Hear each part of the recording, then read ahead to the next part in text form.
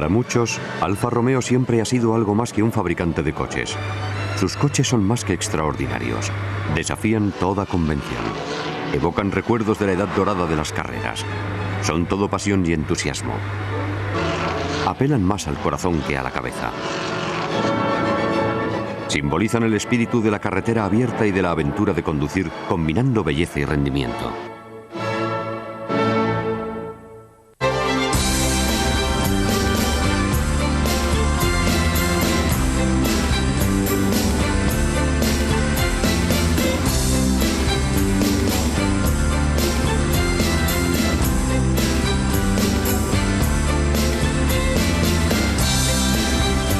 Grandes coches.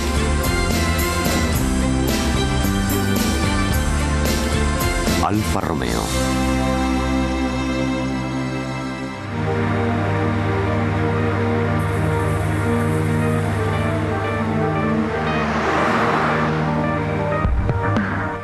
El nombre de Alfa Romeo evoca imágenes del placer de conducir.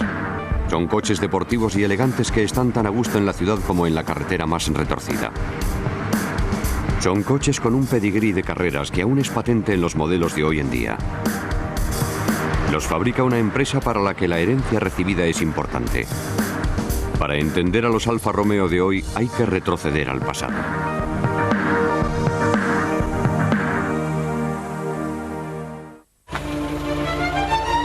Estos iconos italianos se forjaron en el crisol de las carreras. Los Alfa Romeo han intervenido en competiciones desde que se fundó la empresa en 1910. La empresa Antonina Lombarda Fabbrica Automobili, o Alfa, llevaba los coches a las carreras directamente desde su fábrica de Milán. Las victorias en las competiciones ayudaban a vender más. Cuando empezó la Primera Guerra Mundial, Alfa se integró en el grupo de empresas controladas por el industrial Nicola Romeo. Había nacido Alfa Romeo.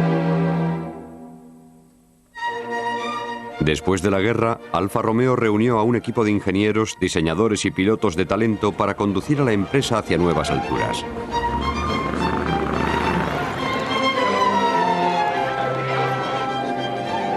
En 1923, su brillante jefe del equipo de carreras, Enzo Ferrari, reclutó al diseñador turinés Vittorio Jano, que trabajaba en la Fiat. Juntos, iniciarían una nueva era para Alfa Romeo. Jano pronto dejó su huella con el P2, un coche que resultó imbatible durante 7 años seguidos y se convirtió en una leyenda del automovilismo. Era un modelo turbo de 8 cilindros que obtuvo su primera victoria en 1924. Los espectadores pensaron que su velocidad media de 158 km por hora era asombrosa. El equipo Alfa Romeo siguió ganando una carrera detrás de otra.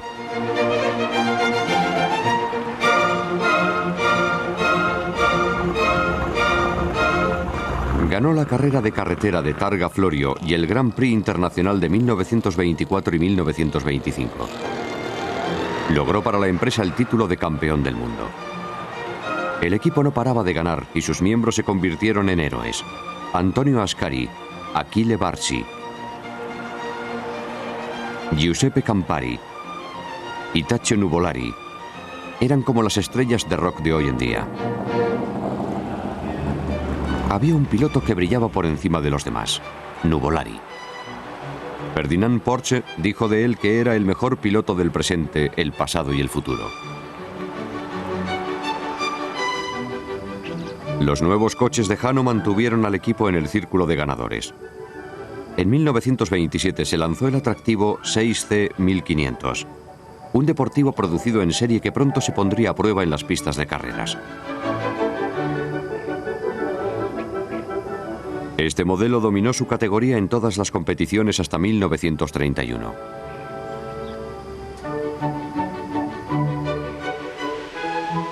En 1931 el espectacular 8C 2300 reemplazó al 6C y Alfa Romeo mantuvo su dominio de las pistas. El modelo se consideraba uno de los grandes diseños de los años 30. Era un coche vivaz, fácil de manejar y preciso que tenía mucho éxito en las carreras de larga distancia.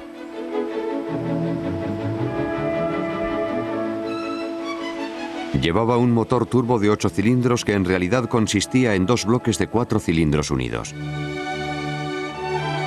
El motor se emparejaba con distintos tipos de chasis según el tipo de carrera al que se destinase.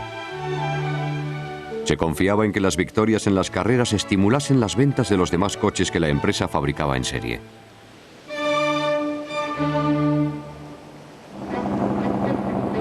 Cuando este modelo perdió su primera carrera, la Mille Miglia en 1931, Nuvolari se llevó el 8C a la Targa Florio. Se enfrentó a su antiguo compañero de equipo Bargi, que se había pasado a Bugatti. Bargi le sacó ventaja porque había aligerado su coche quitándole los guardabarros. Enzo Ferrari también había aligerado los Alfa Romeo, pero como presintió que iba a llover, solo retiró los guardabarros traseros. Ferrari no se equivocó y pronto empezó a llover. La pista se convirtió en un barrizal y Bargi tuvo problemas. Nuvolari le adelantó y se alzó con el primer puesto.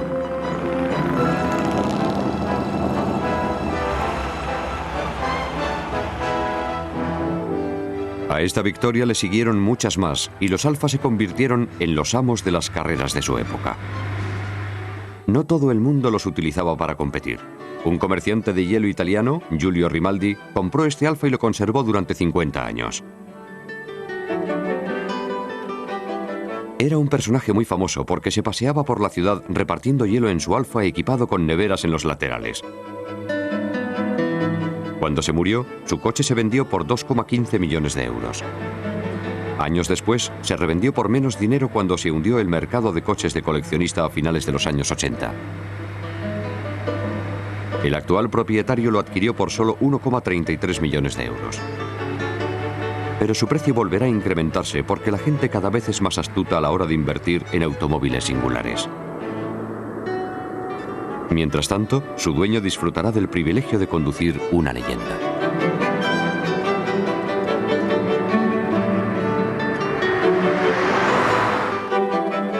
En 1932, Alfa volvió a dominar el mundo de las carreras con un nuevo modelo, el P3. Se considera que fue el mayor triunfo de Jano. Solo se fabricaron 6. Su primera carrera, la de Monza, el 5 de junio, significó otra victoria para Alfa.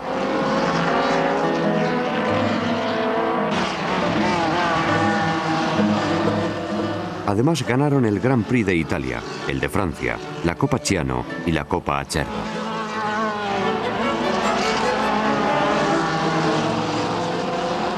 Era un modelo tan bueno que Alfa creyó que podía dormirse en los laureles. La empresa se retiró de la competición. En 1933 el equipo continuó compitiendo bajo el pendón del caballo rampante de su jefe, Enzo Ferrari. Nuvolari ganó 7 carreras, pero después se produjo una tragedia en la que murieron 2 compañeros de equipo. Los esbeltos P3 estaban llenos de innovaciones ideadas por Jano. Y Ferrari estaba decidido a seguir compitiendo con ellos. Ferrari pronto se convirtió en un nombre a tener en cuenta. Los P3 ganaron también en Mille Miglia y Le Mans, pero empezaron a verse ensombrecidos por los bien financiados equipos de Grand Prix alemanes, Mercedes y Auto Union. Los coches alemanes eran unos adversarios formidables que combinaban unos motores de alto rendimiento con un diseño aerodinámico y el talento de los ingenieros de 2 grandes fabricantes decididos a dominar los Grand Prix. Mercedes y Auto Union parecían imbatibles. La asistencia de público a este tipo de eventos se multiplicó, atraída por la rivalidad de estos 2 grandes equipos. A las carreras solían acudir más de 300.000 espectadores. Hoy se considera muy elevada una afluencia de entre 60 y 80.000 personas. La carrera más importante de todas era el Grand Prix de Alemania. En el Grand Prix alemán de 1935 se suponía que Mercedes o Auto Union se alzarían con la victoria en casa. Pero Nuvolari decidió poner a prueba su destreza como piloto frente a los 2 grandes fabricantes alemanes. Decidió convertirse en la incansable tortuga que nunca se detiene ante la implacable liebre alemana. La enorme muchedumbre no creía que Nuvolari y sus compañeros de equipo, a bordo de 3 Alfas anticuados, tuviesen muchas probabilidades de derrotar a los poderosos alemanes. Nuvolari se hizo la tortuga y se colocó a la cola de Manfred von Brauchitsch, que no podía quitarse de encima al persistente italiano. A medida que avanzaba la carrera parecía que von Brauchitsch iba a alzarse con otra victoria para Alemania. Entonces, en los últimos kilómetros de la última vuelta, la liebre alemana tropezó cuando le estalló un neumático trasero. Nuvolari, la tortuga, le adelantó y acabó en primera posición. Se consideró una de las mayores victorias de todos los tiempos. Irónicamente, Dacio Nuvolari acabaría pasándose al equipo Auto Unión, pero siempre se le recordará por esta primera posición en el Grand Prix de Alemania de 1935.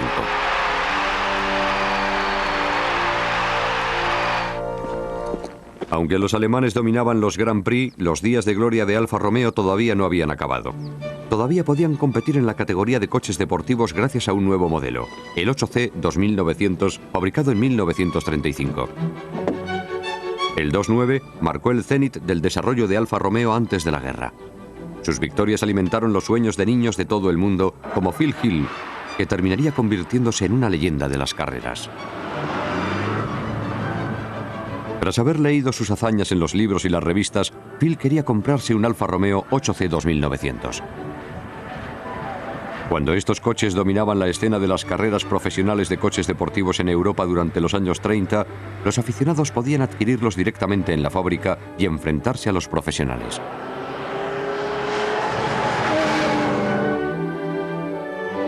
Para poder competir, lo único que había que hacer era comprarse un coche. No hacía falta ser un experto. Experto o no, si eras buen piloto podías derrotar a los equipos de las fábricas. De hecho, eso fue lo que ocurrió con Phil Hill, al que vemos conduciendo un 2.9. Años después, Piero Duccio también quiso comprarse un 2.9 como Phil Hill.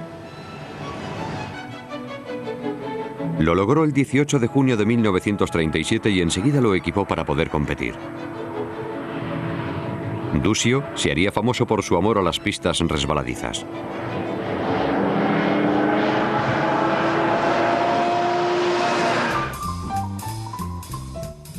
Acabó fundando el fabricante de coches Cisitalia, que se hizo célebre diseñando coches de carreras y deportivos a finales de los años 40 y principios de los 50. Pero empezó pilotando este Alfa Romeo 2.9. En su carrera inaugural, Duccio quedó el segundo, entre otros dos Alfas. Entonces se apuntó a la carrera de carretera italiana de las 1000 millas, la Mille Miglia. El coche que vemos aquí llegó el tercero, detrás de dos coches del equipo Alfa. Más tarde batiría esos dos coches en una carrera de escalada de montaña. Después Duccio retiró su coche de la competición e hizo que Pininfarina le fabricase otra carrocería. El capó largo, el maletero corto y los esbeltos parachoques le confirieron un aspecto armonioso y equilibrado que encandiló hasta a los expertos de automóviles más reticentes. Alfa Romeo solo había fabricado 37 2.9s y este coche único y excepcional con su gran pedigrí de carreras se vendió en subasta en Christie's por 3,7 millones de euros. Para muchos, el Alfa Romeo 2.9 sigue siendo el coche soñado. Cuando estalló la guerra, se acabó el tiempo de soñar con los pequeños placeres de la vida, como las carreras. Italia y el resto del mundo se vieron sumergidos en la Segunda Guerra Mundial.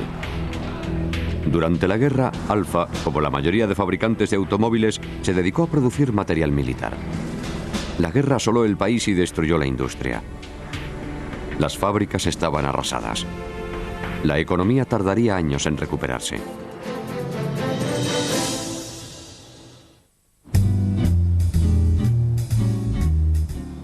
Después de la guerra, cuando la empresa trataba de reanudar la producción, pilotos como Phil Hill empezaron a promocionar algunos de los modelos de Alfa Romeo de preguerra. Al final, Hill había podido comprar el 2.9 con el que tanto había soñado. Era el coche que había ganado la Mille Miglia de 1938.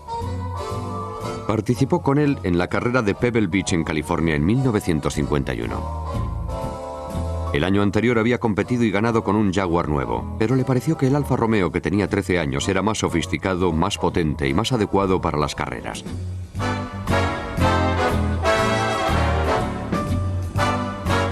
No ganó, pero este coche singular hoy está valorado en un precio de entre 3,7 y 4,4 millones de euros. Hill lo vendió por 3.000 euros en 1951. La empresa también recurrió a sus modelos de preguerra y empezó a competir con el 158 en 1946. Era un coche que se había diseñado en 1938. Al 158 se le llamaba cariñosamente el Alfetta. Era un coche pequeño pero ágil, con un estilo esbelto y elegante.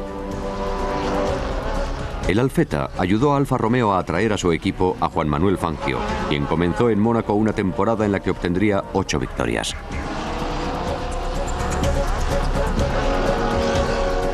Un choque en cadena de 9 coches en la primera vuelta cortó la pista por la mitad, pero Fangio fue capaz de sortearlo y ganar la carrera.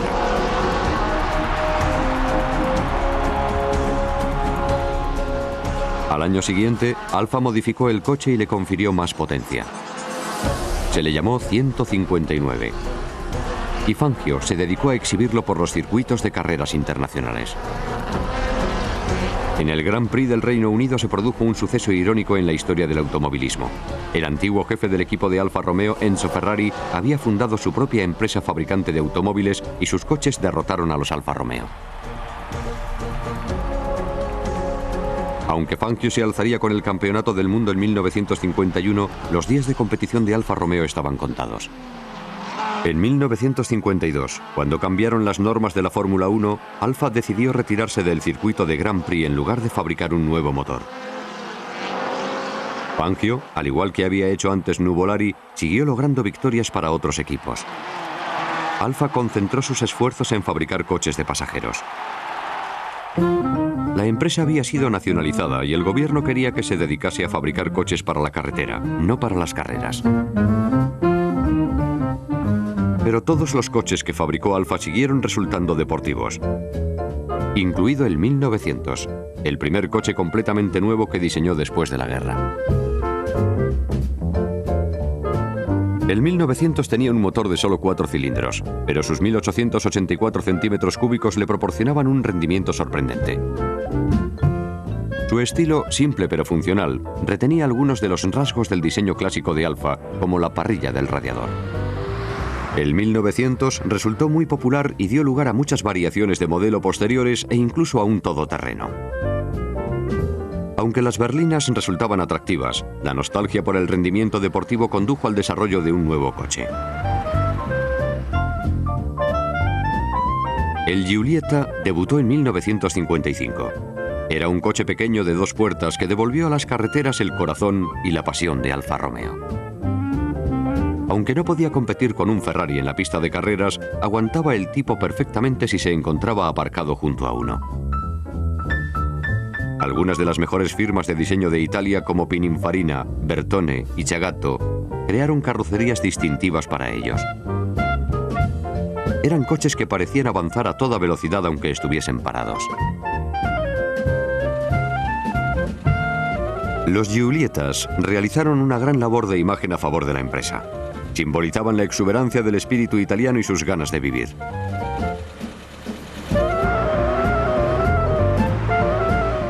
Ya fuese en la ciudad o en el campo, impulsaban a su conductor a apretar el acelerador.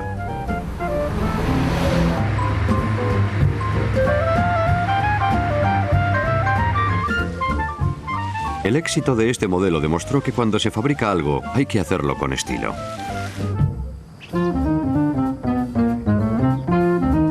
Estos coches elegantes y divertidos siguen siendo populares entre los coleccionistas. Son una buena elección para la gente que quiere experimentar la emoción de conducir un descapotable legendario sin tener que refinanciar la hipoteca.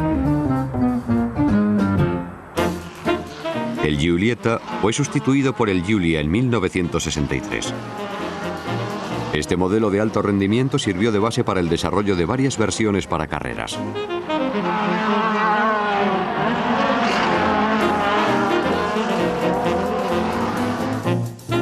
Un Giulia modificado, el TZ, hizo historia en las carreras de Gran Turín. Su compacto motor de 113 caballos fue puesto a prueba en la Copa FSIA de Monza en 1963, en la carrera de 12 horas de Sebring, en la 48ª edición de la Targa Florio, en las 24 horas de Le Mans, en el Tour de Francia, en la Copa de los Alpes y en el Tour de Córcega. Proporcionó muchas alegrías a los admiradores de Alfa.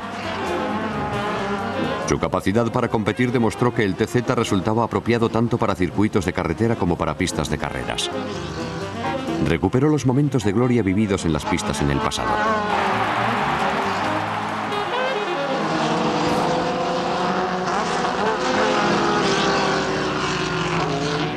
Le siguió el modelo GTA en 1965. Su cautivadora carrocería de aluminio de Bertone se considera una obra maestra del diseño. Le otorgaba un aspecto futurista y reducía considerablemente el peso del vehículo. La ligereza de su carrocería y los 2.000 centímetros cúbicos de motor lograban que el coche superase los 240 kilómetros por hora de velocidad. Este rendimiento colocó a Alfa en el círculo de ganadores del European Challenge de 1966, 1967 y 1968. El modelo contemporáneo de Alfa Romeo, seguramente más famoso, fue el Duetto Spider, que causó sensación a nivel mundial cuando se presentó en el Salón del Automóvil de Ginebra en 1966.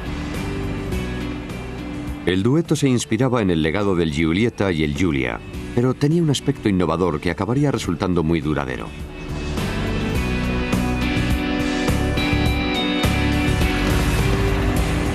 Se mantuvo en producción durante 26 años y su forma y rasgos característicos acabaron convirtiéndose en clásicos.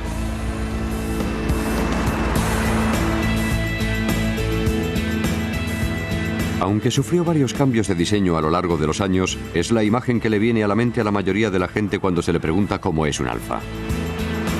Sobre todo si se acuerdan de la primera escena de El Graduado, en la que Dustin Hoffman aparece conduciendo un Alfa Spider.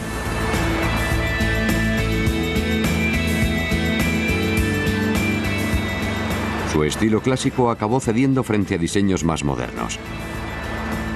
Desgraciadamente, la fortaleza del Spider no bastó para impedir que la empresa se viese sumergida en un entramado de adquisiciones.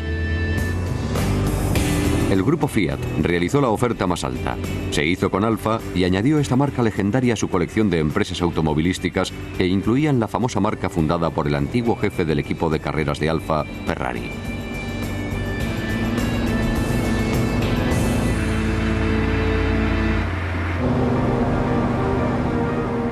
Aunque algunos se lamentaron de la venta de Alfa y pensaron que Goliat se había impuesto frente a David, otros se alegraron de que la empresa se mantuviese con vida.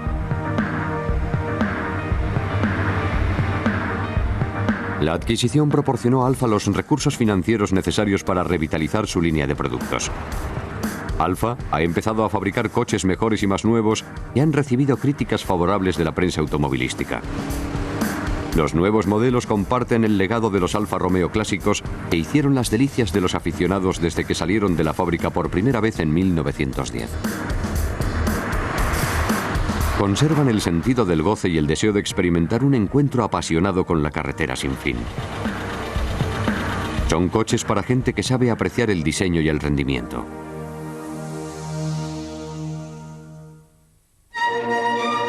Pero son los Alfa Romeo clásicos los que siguen encandilando a los amantes de los coches de todo el mundo, que todavía sueñan con las hazañas heroicas de los pilotos que condujeron esos coches hacia la gloria. Cierran los ojos y ven los hermosos coches de la posguerra fabricados para los amantes de la vida y de la carretera.